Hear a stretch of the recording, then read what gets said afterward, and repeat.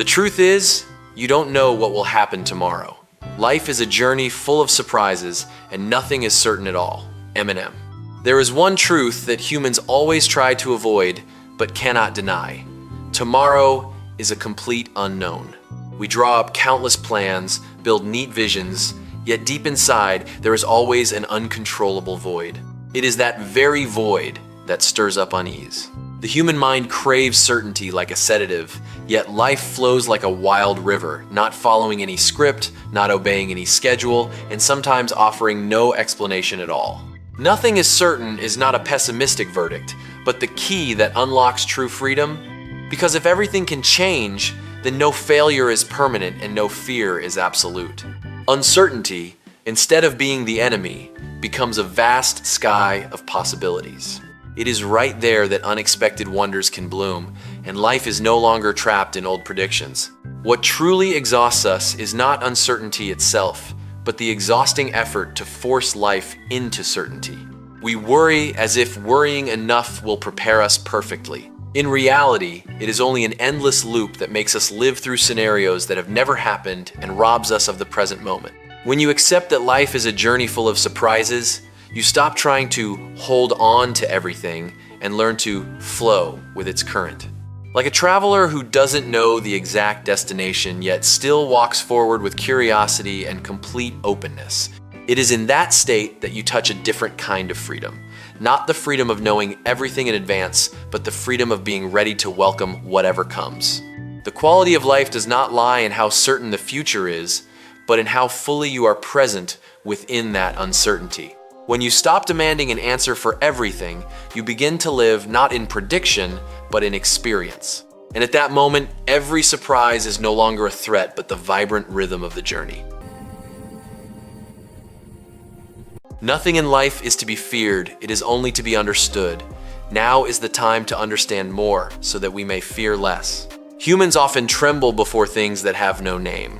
Like a child panicking in the dark, not realizing it is merely the absence of light. Fear, after all, is not an abjurkative entity, but the product of an imagination lacking data, a cognitive void filled with the darkest assumptions.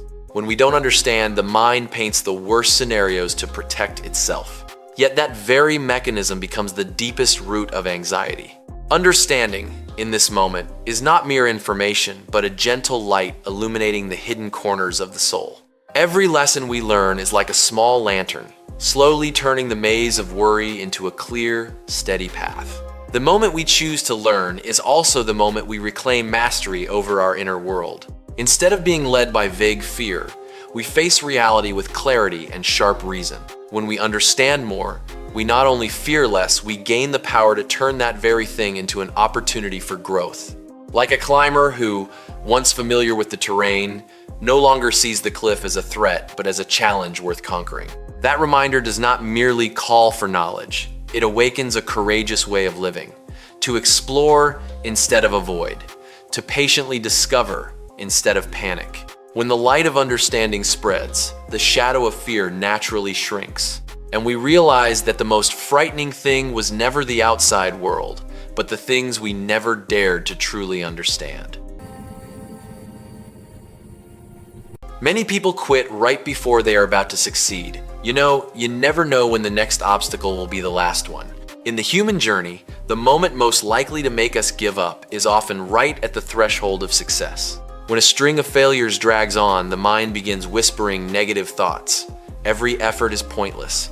The wall ahead is impenetrable. But in truth, what we are facing may be only the final resistance before the door swings wide open. Like the gold miner who quits when only a few swings of the pickaxe remain until the vein, we often stop not because we have run out of strength, but because we have run out of faith. Obstacles are not only external challenges, but also a profound inner test. They measure the endurance of our will and our ability to bear uncertainty. What makes us falter is not the difficulty itself, but not knowing whether this is the last one. It is that very uncertainty that shakes our motivation. Yet if we look deeper, every obstacle carries a silent signal. If you are still facing hardship, it means you are getting closer to a limit you have never crossed before. The path to success is not a straight line, but a maze full of surprises. The winner is not the one who has never lost their way, but the one who never stops. When you take one more step at the very moment everything inside urges you to quit, you are breaking an invisible barrier, and quite possibly, that is the final barrier. Success does not always shout that it is near. Sometimes it stands quietly just behind the harshest trial, waiting to see who has the persistence to reach it.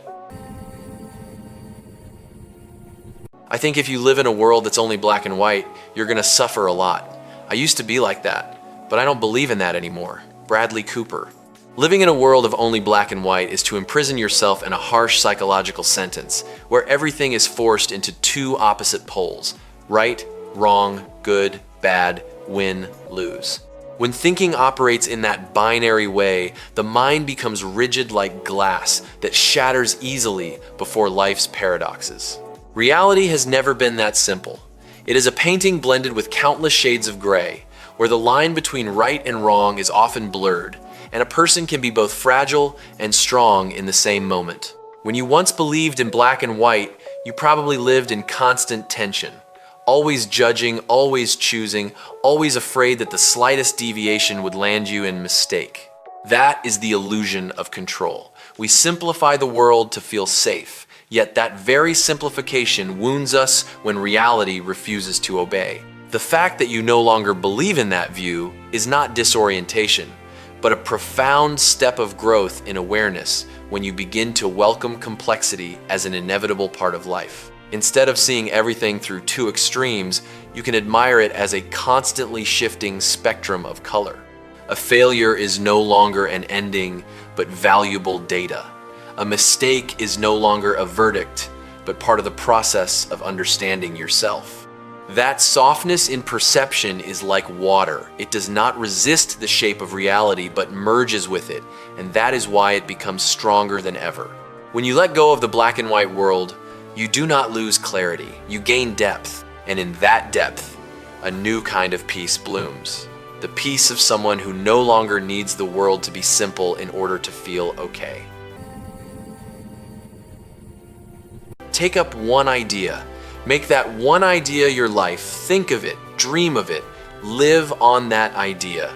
Let the brain, muscles, nerves, every part of your body be full of that idea, and just leave every other idea alone.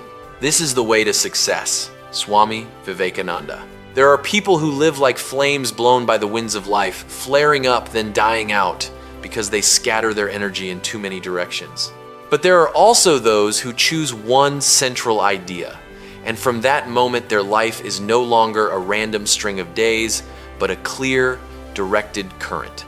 When you turn an idea into your life's purpose, you are not merely pursuing it, you are restructuring your entire psychological system around it. Every thought, every emotion, even unconscious reflexes gradually become reprogrammed to serve that goal. This is not blind obsession, but a miraculous state of convergence where spiritual energy no longer leaks through unnecessary choices. Like light focused through a lens that can burn through anything, human will, when absolutely concentrated, can pierce limits that once seemed impossible. When you think about that idea every day, dream of it every night, and live with it in every small action, you are creating an inner environment where success is no longer a possibility, but an inevitable outcome.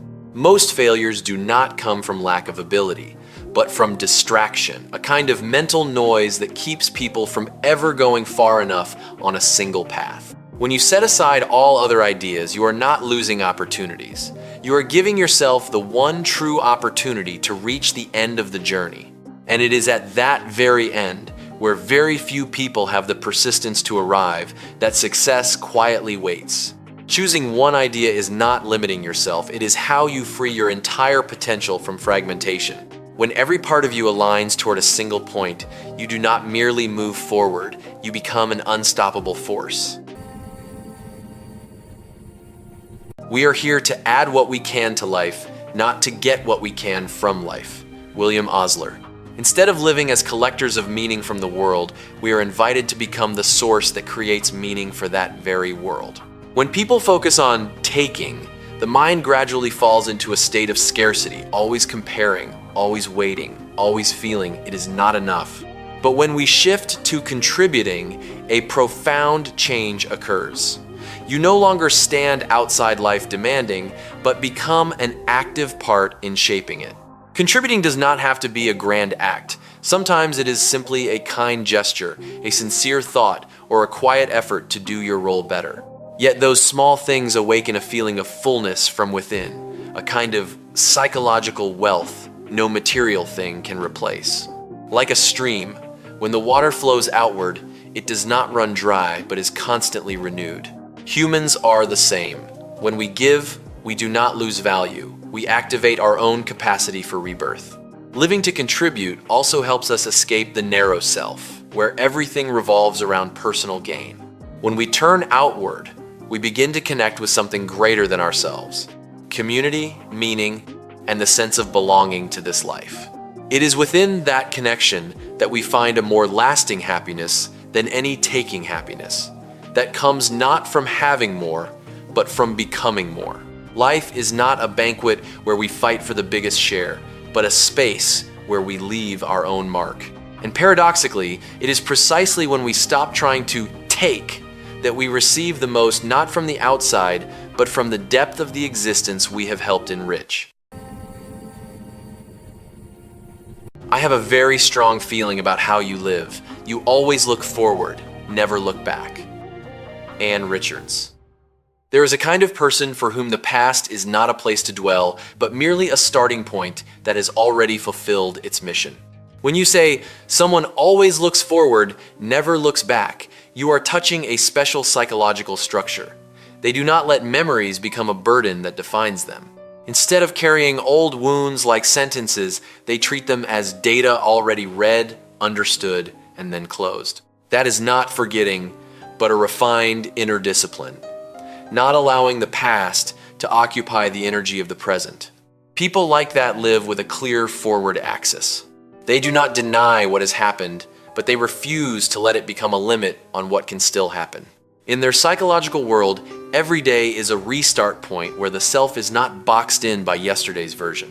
This brings a rare sense of freedom. Freedom from regret, from torment, from the loop of if only. True strength lies not only in looking forward, but in doing so without carrying avoidance.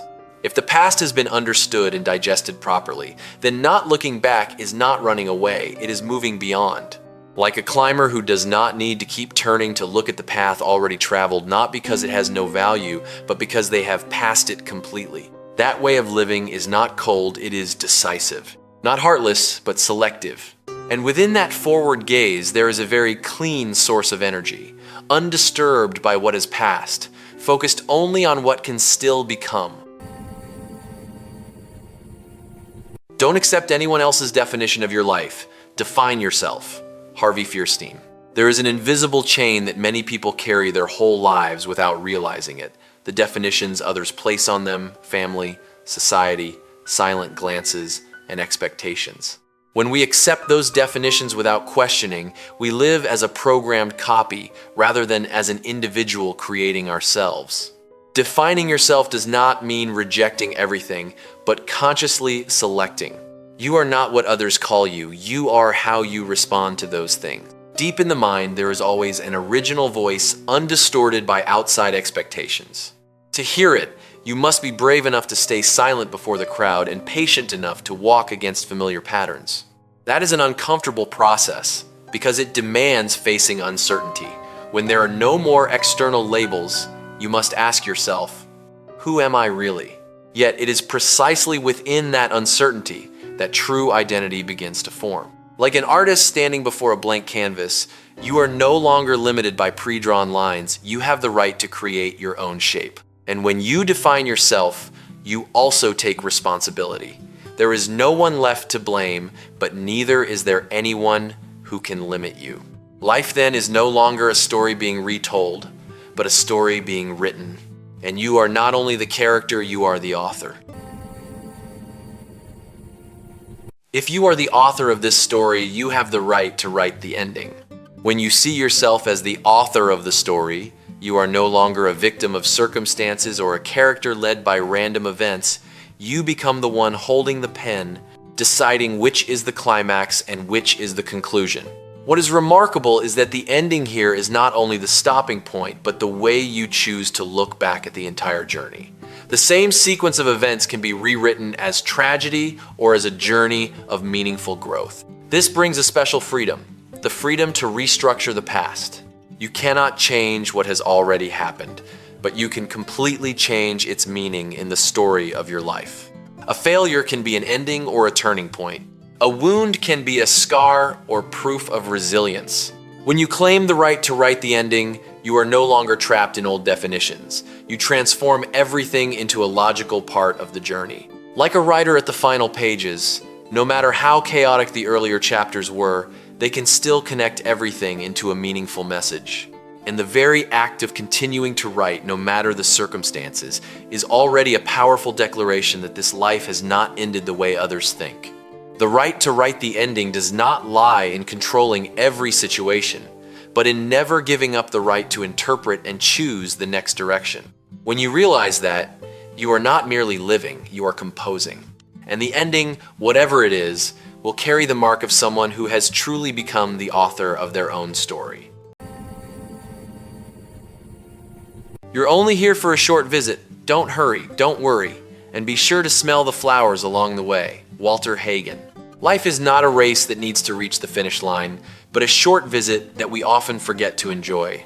When we believe we must go faster, must achieve more, the mind immediately switches to pursuit mode. Every present moment is sacrificed for a future that keeps moving away. And so we pass through life like travelers too busy staring at the map to ever lift our heads and admire the scenery. Don't hurry, don't worry is not advice to give up, but an adjustment of life's rhythm from tension to full presence. When you slow down, you realize that most worries exist only in the imagination of the future, not in this very moment. It is only when we return to the present that we truly show up in our own life instead of merely passing through it. Smell the flowers along the way is a subtle metaphor for the ability to notice small things, the details we usually overlook because we think they are unimportant. But the paradox is this: it is precisely those small moments that create the quality of our life experience. A fleeting smile, a gentle breeze, a minute of peace, they do not change the destination, yet they make the journey far more worth living. This is a reminder to escape the illusion of control and return to the life that is actually happening. You cannot lengthen this short visit, but you can make it deeper. And when you truly slow down to feel, you will realize what is precious is not how far you travel, but how fully you were there in every single step.